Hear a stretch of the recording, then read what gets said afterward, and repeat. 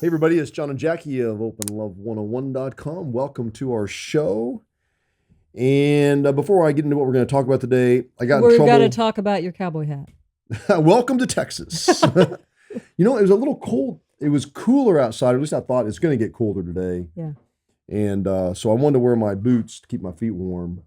And I decided to go ahead and put my naturally hat on to keep my head warm. Yeah. This is something I would wear more often. I don't know why I don't. Probably because we don't have a country western bar.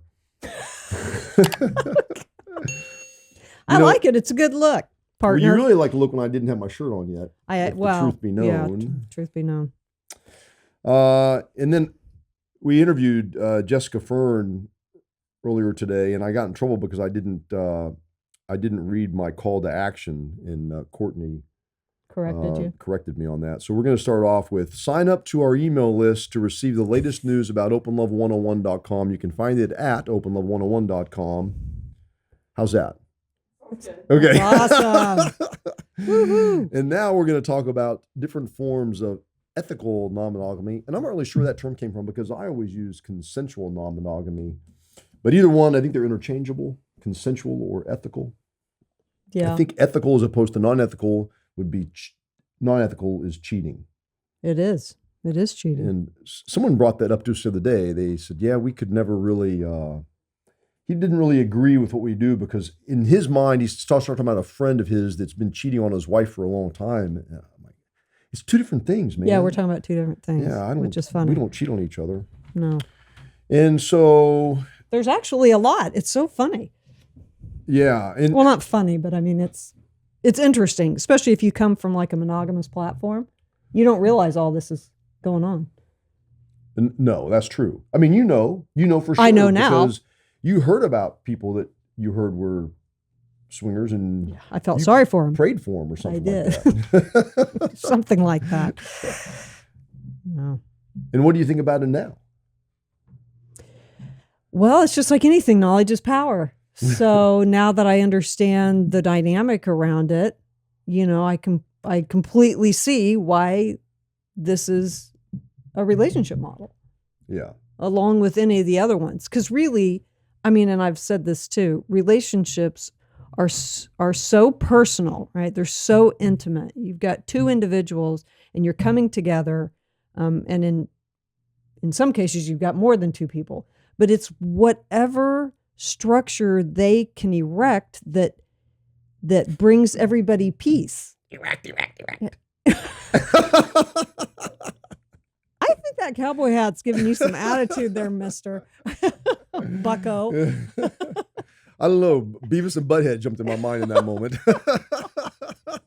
Well, I don't even remember what I was talking about. Moving on.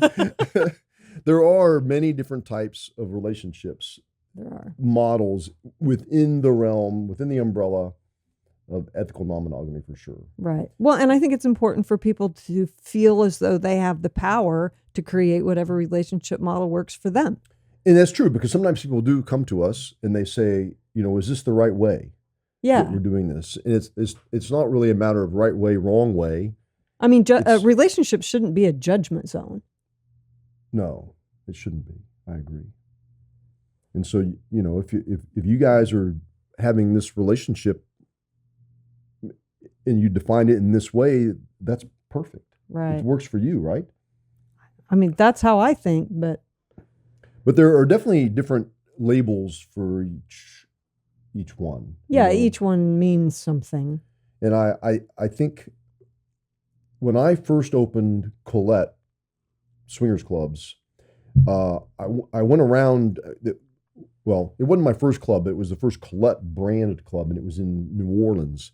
And I went around to some of the adult entertainment places, strip clubs, and tried to promote it because I thought, these girls are pretty open-minded with them and their boyfriends or husbands, and, this might be something they would be interested in. And they would say to me, yeah, that's not our cup of tea. We're not swingers. I'd be like, oh, okay, I was mistaken. And are any other people here? And no. And then as the conversation would progress, they would throw in there the fact that they have threesomes all the time. Some of their girlfriends they have there at the club, they would, take home with them. And I'm like, well, that's the same thing. And like, what are you talking about? I'm like, there's so many people that come to our club and all they're really into is having a threesome with either uh, a girl or a guy. And it doesn't involve swapping of couples necessarily. Mm-hmm. And I don't know that that was really defined as being a swinger in that back then. I mean, I didn't, but I knew that that was like a way that people explored their sexuality in their relationship was through threesome. And that threesome model can really move into almost a polyamorous relationship if there becomes more of an emotions involved there, you know, where people start to have feelings for each other across the board. And we know plenty of couples that are in thruples, essentially, Right. where there might be the husband and the wife and then the girl involved, and she has a relationship both with the wife one-on-one and the husband one-on-one and Right. the couple together. So Well, I'll never forget one time when we were in some kind of a classroom on one of the lifestyle cruises, and it was a poly class, and the guy giving the presentation said, you know, have any of you played with a partner multiple times? And you know, people raised their hands, and he was like, that's essentially polyamorous. And so it was like this mind blowing, like, whoa, you know. But I wouldn't have defined myself. I would have been just like those other people, like, well, we don't do that. It's right. like, yeah, but we do that, what you're doing. Yes. But we just call it something different. So, you know, it is interesting how we have labels for things and they can mean something, but that crossover is pretty wide. It is, yes. You know, where you can be doing a lot of the same things because, you know, we can talk about fantasy talk, but that can be in a monogamous relationship, not just an open relationship. That's true. Right. So you can fantasize about having an open relationship or threesomes or orgies or whatever it is. right. It doesn't necessarily mean you're not going to label yourself that way. You label yourself as just a married couple. Right. But it can enhance and give you some variety in your play together as a couple. So if we're going to talk about different types of non-monogamy, especially when we're talking about ethical or consensual, Yeah. you know, what are those? So we have like this great little list in front of us to help keep us on track. Well, and we we're talking about swinging. Yeah. And so what people define as swinging, I think the number one definition that comes up or different types of swinging would be soft swinging or hard swap. Yeah. So what are both of those things? And so people, when they think of a swinger, they think of swapping couples. Right. Like So we go to a party and then we meet a couple. Well, yeah, and you go off with the wife and I go off with the husband. Yeah. Now, if we did that, like the way you're defining it, we're going off separate. So that's playing separately, which is another aspect of it. But we could play in the same room, in the same bed. Right. And it could be just you and I and them next to us. And that is soft swap. When we don't exchange partners, we might touch, maybe a little kissing if that's within your boundaries, but no intercourse. Right. And we can swap, but the soft swap would be no intercourse. That's right. Right. That's the general definition That's of soft swapping. Right. Right. So I could make out with somebody's husband or somebody's boyfriend or whatever and not have intercourse, and that would, you know, just that, and that would be soft. But if I did have intercourse, that would be called hard swap. And that's a transition that couples, if they decide that what they want in their relationship is to be more of a swinger and end up with couples, you know, just only playing with couples, that might be a way they could transition from soft swapping, see how they feel, see how, you know, what kind of emotions they're having before they take it to the next level, which could be intercourse. Mm-hmm. And then, you know, like you said, typically swinging is thought of as couples only. Yeah. And so then if you move into something more like an open relationship, that opens the door to not just couples, but singles as well. Yeah, for sure. That could be, or it could be both. I mean, you could decide in our open relationship that there's a couple you like and I'm the third in that couple. Yeah. Yeah. Or I could decide that there's some guy that I meet and we enjoy each other's company. And so then we spend time together. And then it would be the same for you. And that person may define themselves as a swinger or in the swinger lifestyle, or they may not. Right. It could be someone that's just out there and just likes having a relationship with you. Mm-hmm. And I've known some men like that in your life over the years that were really just were into you and not necessarily being with other people. And so that's like a different dynamic. It doesn't really change. It doesn't change your and I's dynamic or our relationship, but how he defines himself might be a little bit different. Right. So, and in the open relationship, we can still soft swap, hard swap, just like you would with swinging. It just adds like another layer onto that. Yeah. And a lot of swingers would say that they play with singles as well. Mm-hmm. So again, like I said, there's that overlap of a lot of those things. What's another one? Emotionally non-monogamous versus only sexual non-monogamous. Yeah. So, that's where you start really touching on polyamory in a way. Mm-hmm. It really depends on what you're defining as the emotional aspect of it. So you and I are definitely sexually non-monogamous because we have sex with other people. Right. Our emotional level with other people, I mean, we both have friends of opposite sex. So on that level, I think we are. And yeah, I definitely think there's a degree of emotional non-monogamy. Because we've just had this conversation too many times. I mean, it's just, I think we fool ourselves if we think, especially if we're playing with somebody more than once.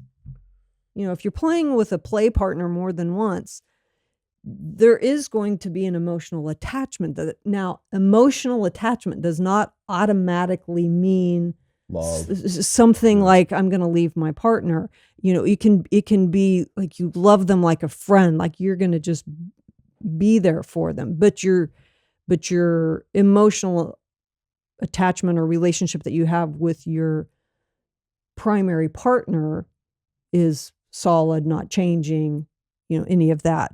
And that can be that's kind of that really tough line, because I think the definition, it gets so convoluted because of our own bias as a society on what love means and emotional attachment. I mean, I think there's just a big, it can be a really big hurdle, and it can be a big hurdle for both people.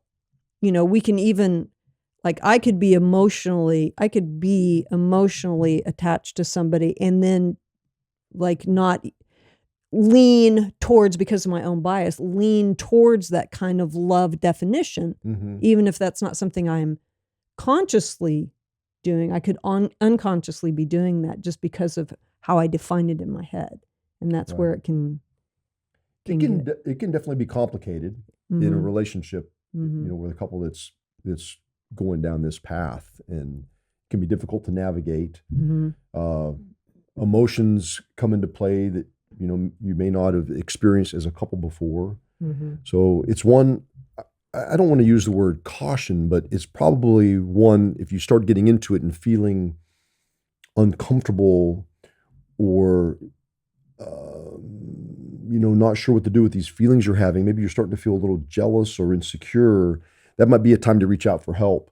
Right. Either, you can talk to Jackie and I, you can find us at openlove101.com and sign up there. We have tons of videos that talk just about this. And, there's Jessica Fern wrote a book, Polysecure. That's another place when it gets more into this level of opening up your relationship. Right. And I think most people would define sexual non-monogamy as more of like a swinging kind of thing, where you're having an open relationship, relationship where you're just kind of having, maybe one or two interludes with somebody. You just keep it kind of surface in a way. There's not a ton of investment in it. So, in like an example of our open relationship, I went on my dentist is in Costa Rica, and on the flight down there, actually before the flight, I'm sitting in the in the boarding area, and this girl and I started having a conversation together, and it was a fun conversation, and she didn't have a place to stay yet in San Jose, So I invited her to stay in my hotel room. And I knew, that wasn't going to go anywhere long. She lives in Canada.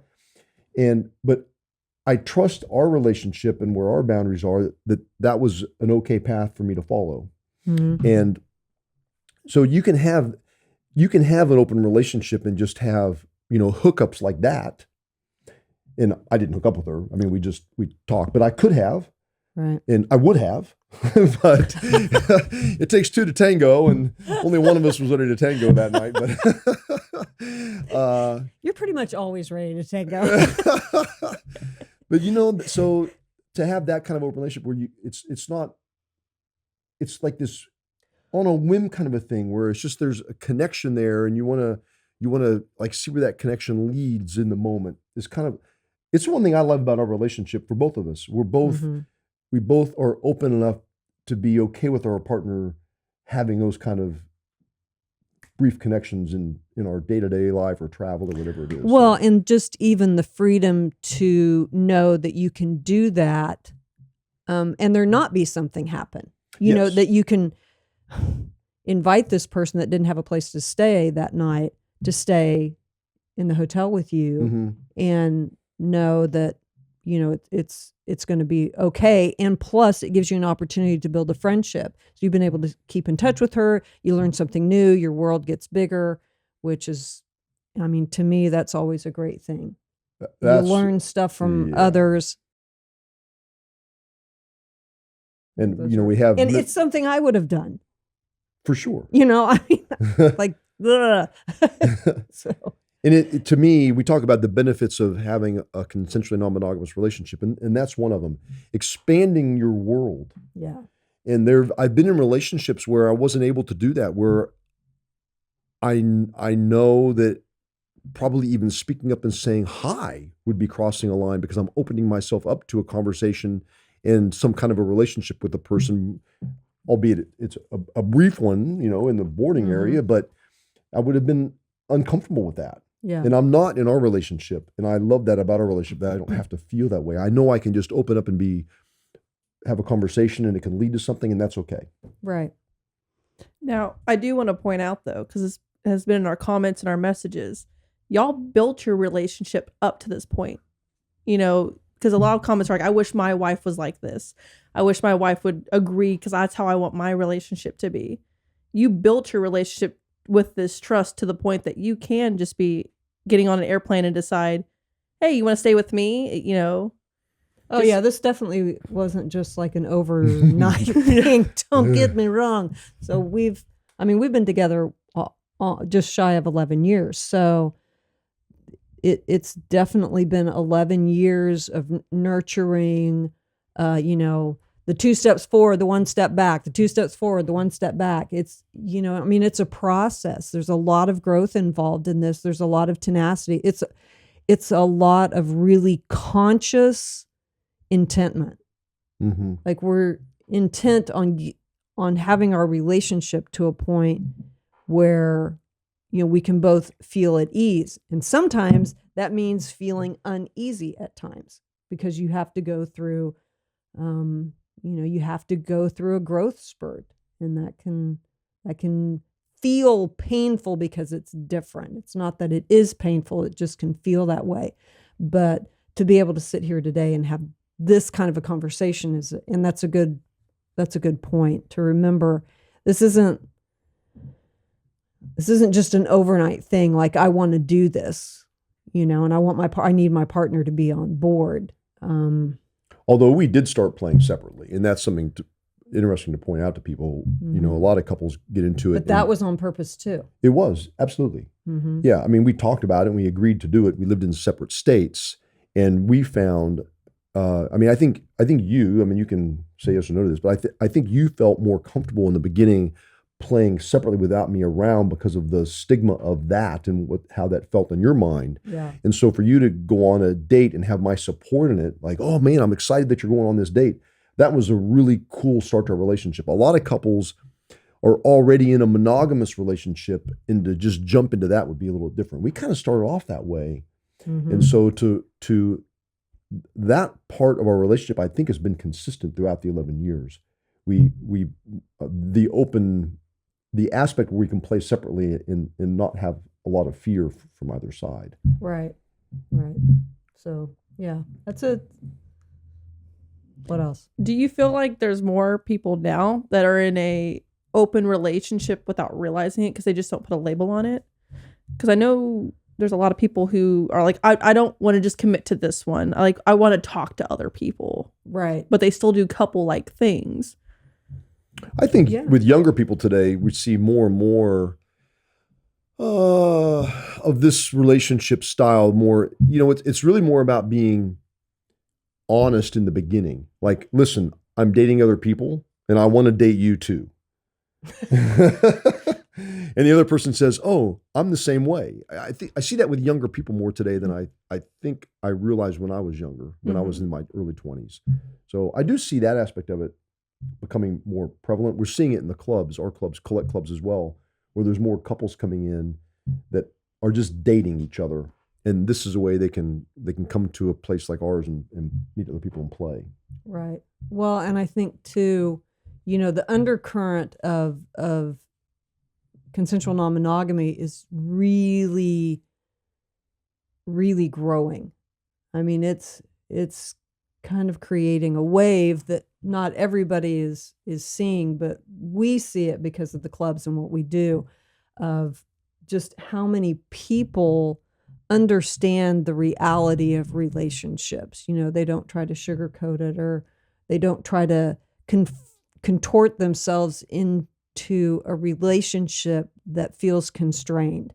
And so more people, I think, are having those conversations about, like, what are we doing? What do we want this relationship to look like? I mean, because now, people are living until they're 90. And when you are in a relationship at 30, that's a long time. That's a long time to be with somebody. So how do we keep this spark going? How do we keep this fresh? What are we going to do? How do we, grow together? Because we become different people at different stages in our life. And how are we going to make sure that we move forward in a way that keeps that fluidity going? I think that's one reason why you and I have been so successful in this, is we were both in our late 40s.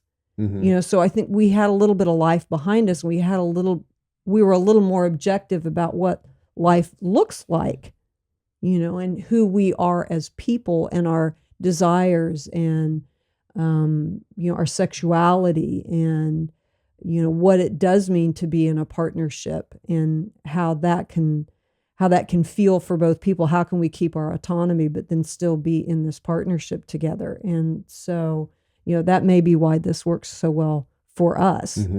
So, and then another one on here that we've touched upon it, but we'll get a little more detail on it, is thruples. And we definitely see, maybe a couple of years ago, we started putting thruple pricing on our website at Colette Clubs. Yeah. Because we were having so many people coming in representing themselves as that, a thruple being three people that are truly in a relationship with each other. And we were at the club this past weekend, and we saw, I think, 2 different long-term thruples that were there, and they have so much fun together. Oh my gosh. There's especially one thruple group that comes in to the club. It's here. 2 guys and a girl. 2 guys and a girl. And they are, like you said, they're so adorable. They just the 3 of them really have this amazing connection. Just all 3 of them. And it's so fun to see them living their best relationship and be in this place where they can show that off. Yeah. Because here's the thing, whether they know it or not, they're almost like a walking advertisement. It's going to entice all the other people in the club to, like, how do you do that? What does that look like? What does your day look like? How does that unfold? Aren't you jealous? And aren't, all of those things. Again, it's about learning different ways to see how life can unfold, different ways of how relationships can work and be successful. And the fact that we don't spend more time applauding that instead of judging it, or being in fear that somehow these other relationship models are stealing or pulling away from another relationship model that's been placed as kind of like the gold standard, is it seems really unfair. Yeah, no, I agree. And I definitely, I think we definitely see more and more of that happening both ways, with two boys and a girl and two girls and a guy. Mm-hmm. And I mean, and it's fun watching how those relationships work and how they develop and how much fun they have together. And I don't know. It's just an interesting way. It's really poly. Well, it could be both. It could just be a sexual threesome. They're probably not, but I think that the one of those couples that comes in, they all live together. They live in the same place, and so that's more of a poly relationship with three people. Right. But yeah. And I think initially most couples that want to get into the swinger lifestyle, that's what they think. That's what they think it is. I said earlier that they didn't think that, but I think today they do. I think they want to. They come in the club and say, "We want to have a threesome with a girl." That's like the number one reason they come in. We have a threesome with a girl. I'm not sure if it's the guy's fantasy or if the woman's exploring her bisexuality. It could be a combination of both. Mm-hmm. But that's ultimately the goal.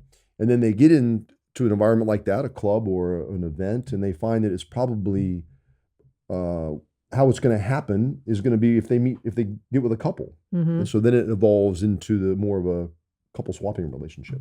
Right. Well, and I think it's important to point out too, since we're kind of talking about the club, is that not everybody in the club would define themselves as any of the things that we've just described. They come in purely because they like the environment. Well, she likes to be able to dress up. So they would probably, those people would define themselves as more monogamous, mm-hmm. which is great too, because if that works for them, that's what they should be allowed and have the freedom to do. Sure. So I think, my whole goal is how can we get all of these relationship models on that same level to where we respect, we respect all of them. And then finally on this list is polyfidelity, and we really haven't spoken much about it at any time, but that's where all the partners in this group, in this polyamorous group, agree not to have romantic and sexual relationships outside of that established group. So that's almost like a monogamous poly group. Right. They're monogamous, and so all of them together, they're socially and sexually monogamous, no matter how many people it is. It could be a poly group of 5. Right. And so that's interesting. I personally don't know anyone like that. Well, maybe I do. I don't want to mention any names, but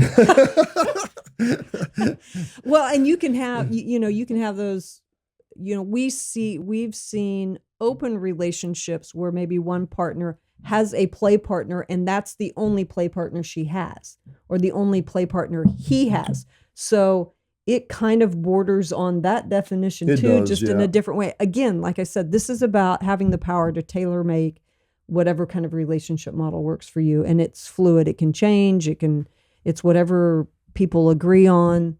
What a great topic this is, because there's just so many things. If you look at our parents in the history of like our United States and the relationship model of monogamy, mm-hmm. and how limited that is, and so much so, some people in monogamous relationships have really controlling monogamous relationships where you wouldn't be allowed to dress like you want to dress, what you feel comfortable in wearing, right. And you can't hang out with certain people because right. the person you're with could feel insecure. Right. And what I love about where we're going these days is to have all these options. Like, why limit to just that one option of a relationship model? I mean, if it's about keeping people together and keeping society going, part of that societal success is the people within that society are satisfied and at peace and happy. And so if being in an open relationship creates that for people, and I'm like, okay, the problem is what exactly?